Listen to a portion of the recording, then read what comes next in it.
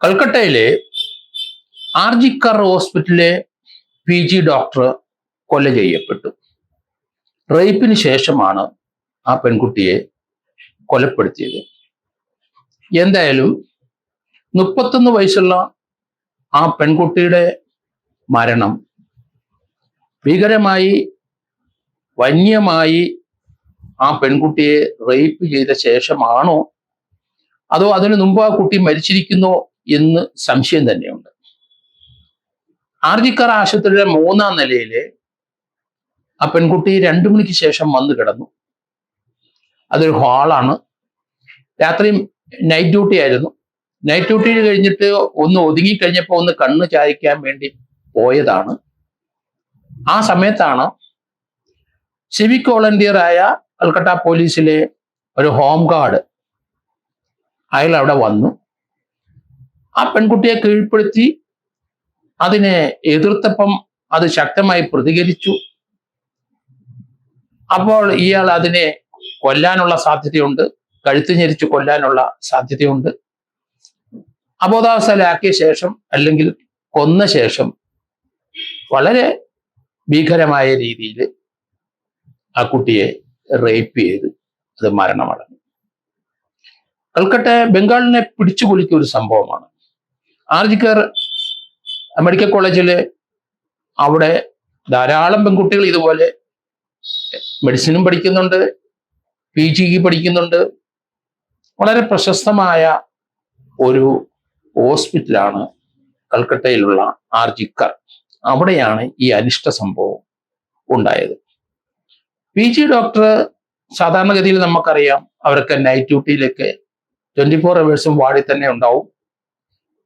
എല്ലാ രോഗികളൊക്കെ ഒന്ന് കിടന്ന് ഉറങ്ങിക്കഴിഞ്ഞ് 2 മണി 3 മണിയാകുമ്പം അവരൊന്ന് തല ചായ്ക്കാനായിട്ട് അവരുടെ വാർഡിൽ തന്നെയുള്ളൊരു മുറിയിൽ പോയി സ്വല്പ നേരം ഉറങ്ങിയിട്ട് വരുന്ന കാഴ്ച നമുക്കൊക്കെ സുപരിചിതമാണ്.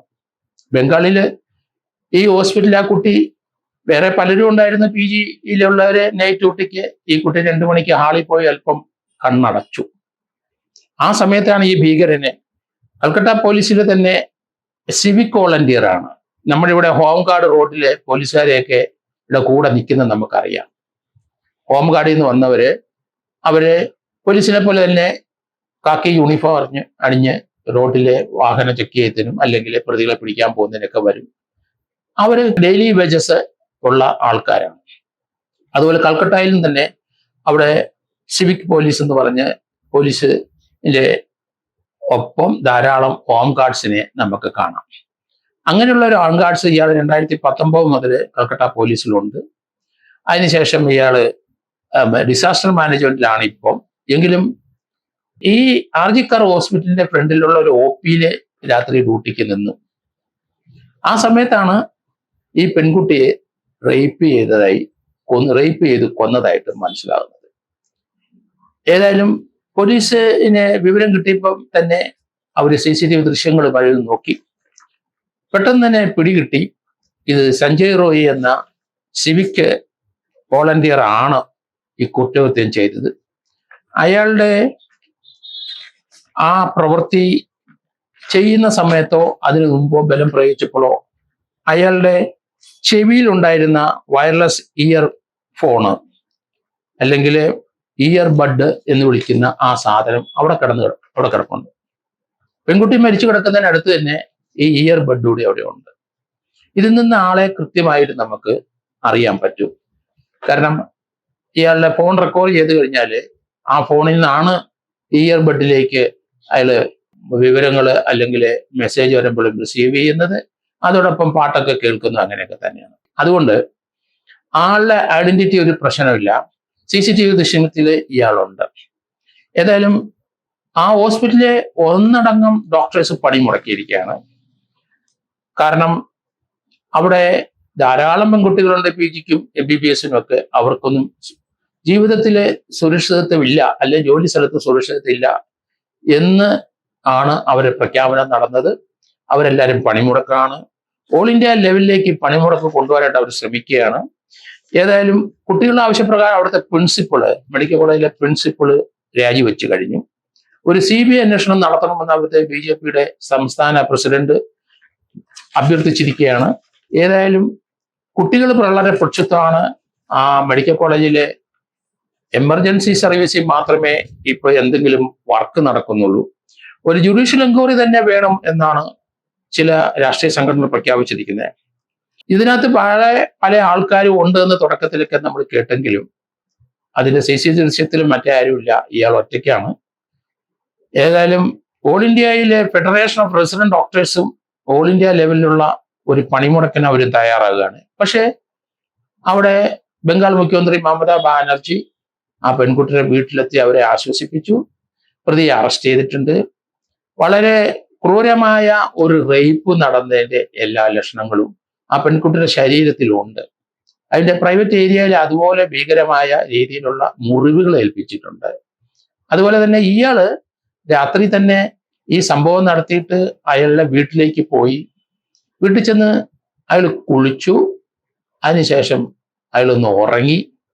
അയാളുടെ ഡ്രസ്സിലുണ്ടായിരുന്ന രക്തം അയാൾ കഴുകിക്കളഞ്ഞു. പെൺകുട്ടിയുടെ നഖത്തിലും അതുപോലെ തന്നെ അതിൻ്റെ കയ്യിലെ ദേഹത്തുമൊക്കെ ഇയാളുടെ ചില ചോരപ്പാടുകളും ഉണ്ട് എന്ന് കരുതുന്നു.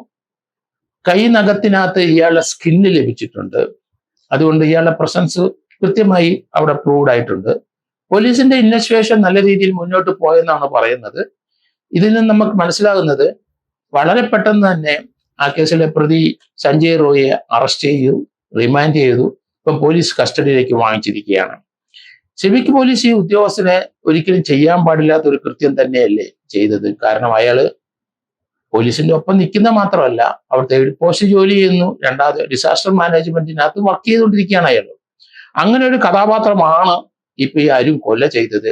ആ പെൺകുട്ടി 31 വയസ്സുള്ള ഒരു പെൺകുട്ടിയാണ്. അത് PG സ്റ്റുഡന്റ് ആണ്. പോസ്റ്റ്മോർട്ടം റിപ്പോർട്ടില് ചില പ്രത്യേകതകൾ ആ പോസ്റ്റ്മോർട്ടം റിപ്പോർട്ടിനകത്ത് കാണുന്നുണ്ട്. കാരണം അത്ര ഭീകരമായ രീതിയിലുള്ള ഒരു റേപ്പും ആ പെൺകുട്ടിയെ കീഴ്പ്പെടുത്താൻ നേരത്തെ വയലൻസ് യൂസ് ചെയ്തിട്ടുണ്ട്. അതിന് കണ്ണാടിയുള്ള ഒരു സ്ത്രീയാണെന്ന് തോന്നുന്നു കണ്ണിൽ വെക്കുന്നത്.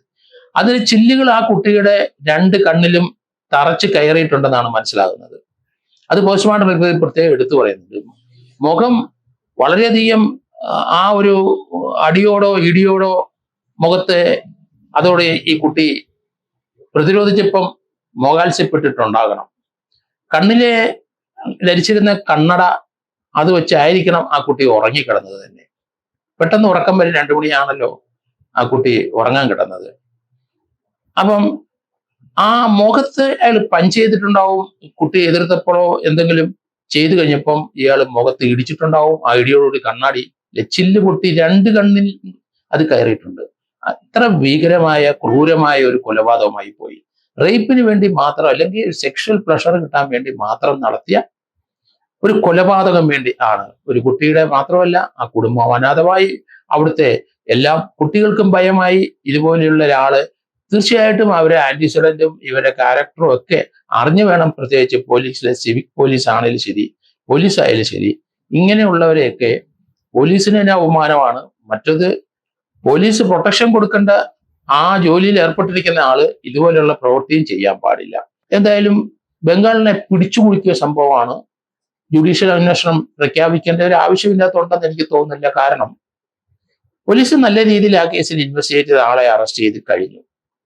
അതിന്റെ പോസ്റ്റ്മോർട്ടം റിപ്പോർട്ടും വെളിയിലേക്ക് വന്നു. ആ പോസ്റ്റ്മോർട്ടം റിപ്പോർട്ടിന്റെ കോപ്പി ആ പെൺകുട്ടിയുടെ പിതാവിന് പോലീസ് കൈമാറുകയും ചെയ്തു. അവിടുത്തെ കമ്മീഷണർ നേരിട്ട് പോയി അത് കൈമാറി.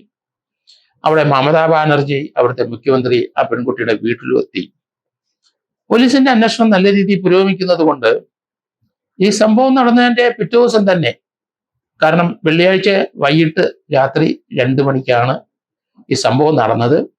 അതേ സമയത്ത് ശനിയാഴ്ച തന്നെ പ്രതിയെ അറസ്റ്റ് ചെയ്തിരിക്കുന്നു. പോസ്റ്റ്മോർട്ടത്തിലെ റേപ്പാണോ, ഒന്നിൽ കൂടുതൽ ആളുകളുണ്ടെന്നൊക്കെ പലരും പറഞ്ഞെങ്കിലും CCTV ദൃശ്യത്തിലോ അങ്ങനൊരു സംഭവം ഇല്ല. ഏതായാലും കൃത്യമായി പ്രതിയെ അറസ്റ്റ് ചെയ്തിട്ടുണ്ട്. തീർച്ചയായിട്ടും ഒരു ക്യാപിറ്റൽ പണിഷ്മെന്റിലേക്ക് കാര്യങ്ങൾ കൊണ്ടുപോകും എന്ന് എനിക്ക് തോന്നുന്നത്.